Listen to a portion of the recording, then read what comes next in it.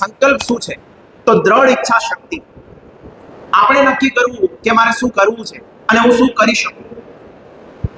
હવે આપણે સંકલ્પ ન કહીએ, આપણે સત્સંગમાં પણ કહે છે કે સત્સંગ ન કહીએ તો આપણે સંકલ્પ ન કરીએ તો કોની ખોટ? કોની ખોટ? આપણી. અને પૂરા ન કરે તો કોની ખોટ? મહારાજની. આપણા સત્સંગમાં પણ આપણને શીખવાડવામાં આવે છે. બીજું, કેટલા લોકોએ મંદિરમાં દર્શન કર્યા છે? હાથ ઊંચા કરો. પાકું? હવે ભગવાનની મૂર્તિઓ કઈ મુદ્રામાં હોય છે? આવી જ હોય. આપણે સંતો પણ આશીર્વાદ આપે, બાપા આશીર્વાદ આપે, કેવી રીતે આપે છે? તો એમનો હાથ હંમેશા કેવી રીતે હોય છે? આને શું કહેવાય? તથાસ્તુ. શું છે? તથાસ્તુ. એનો અર્થ એવો થાય છે કે આપણે જે કોઈ પણ સારા સંકલ્પો કરીએ છીએ અને જીવનની અંદર જે કોઈ પણ ક્ષેત્રમાં આગળ વધવા માટે જ્યારે આપણે તૈયારી બતાવીએ છીએ, ભગવાન શું કહે છે? ફક્ત તથાસ્તુ. એટલે તમે કરો, હું તમારી સાથે જ છું. આ ભગવાનનું આપણને કમિટમેન્ટ છે. પણ હવે આપણે મંદિરમાં જઈએ અને મંદિરમાં જઈને આપણે એમ કહીએ, ભગવાન હું પરીક્ષામાં ફેલ થઈ ગયો. એટલે ભગવાન શું કહે?